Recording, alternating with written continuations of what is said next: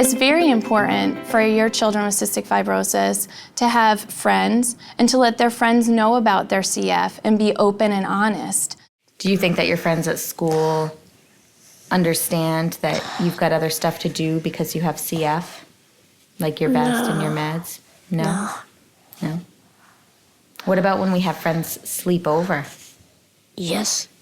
Yeah. What did Caleb have to say when he slept over about your vest and meds? I forgot. You forgot? Do you think that it was okay with him? Mm-hmm. Yeah, he seemed to be just fine with it, didn't he? Yep. CF shouldn't make you different from someone else. It shouldn't make you unable to attend birthday parties or sleepovers. So it's very important to find a way to maintain good cystic fibrosis care without letting your child be stuck in this tiny bubble where they can't go anywhere or do anything without your direct supervision. Well, the first time I had to do something related to CF around Sean was probably when we were like 2.5 when I got diagnosed. I think when we were doing like the walk every year in April or May, and I would just walk with Gavin, and so I would ask my mom why we were actually walking, and then she told me because Gavin has cystic fibrosis, and then she told me what it actually was. Don't be scared to tell your friends because most of my friends, they think it's kind of cool. A lot of the time we're together, and so like we'll just have to take a break in the middle, like pause a game or something, and he'll just go do his vest or take his beads or something like that. If you're a friend to a patient with CF, you're like best friends with them, so nothing really changes. Maybe a few like minutes you'll just be shocked, but then you get used to it. It seems like a normal routine of when you're hanging out, so it's pretty much the same. You just have to take a break every once in a while. When I told my friends about CF, they have been supportive about it, but when I first told them, they questioned it and wondered what it was. And then once I told them, they were supportive and they come and visit me in the hospital. One of the most difficult ages to really work with children surrounding their cystic fibrosis care becomes when they reach middle school. This is the time where your child really wants to become more independent and spread their wings and fly.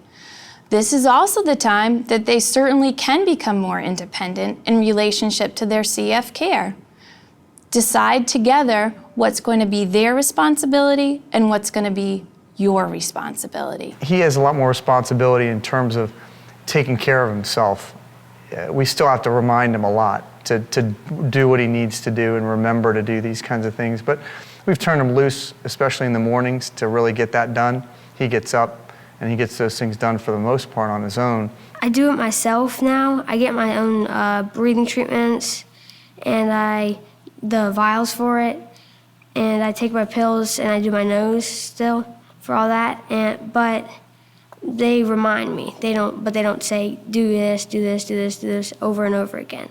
Maintaining a schedule when you have all these other things wrapped into your lives, which we again find really, really important, that they do get the chance to experience so many other things. So now he's been going to sleepaway camp every year, and you know that brings a whole nother set of challenges. Again, I don't have contact with them all week, and they know, the nurses know the deal there. Again, we're very lucky because they know about CF. And they do all the treatments out there. They do their treatments when they're at camp, and there are standard times. We walk in, and then it's funny, we take up the entire infirmary with all of our equipment. People are in there with their one Zyrtec pill, and here's my child, and we have our bags.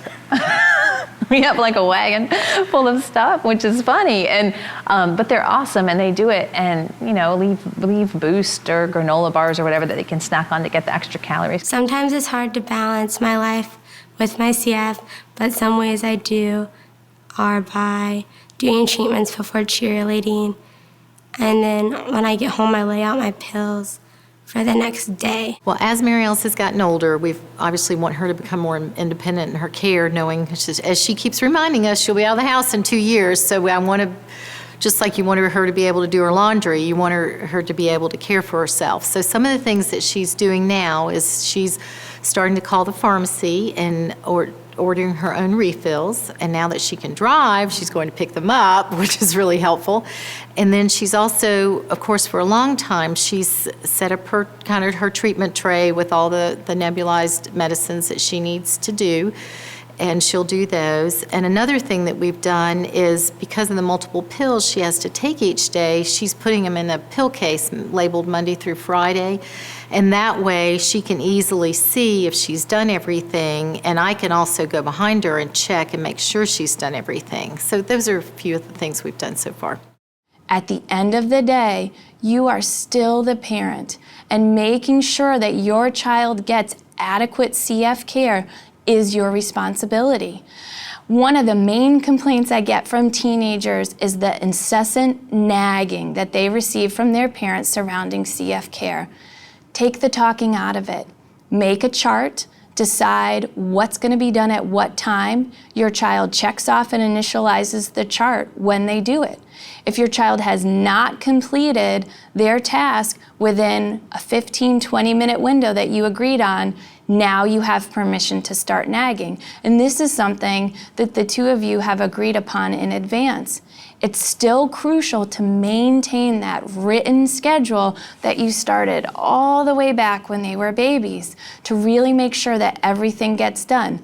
Life is going to get busy. Teenagers feel that they need to sleep almost 20 hours out of the day and play with their friends and party the other 4. So it's very important that the written schedule is still adhered to. Wake up, do your treatment, and take another 2-hour nap, but it still needs to get done. To learn more about this issue, ask your CF Foundation Accredited Care Center or contact the CF Foundation directly. Call 800-FIGHT-CF or email us at info@cff.org.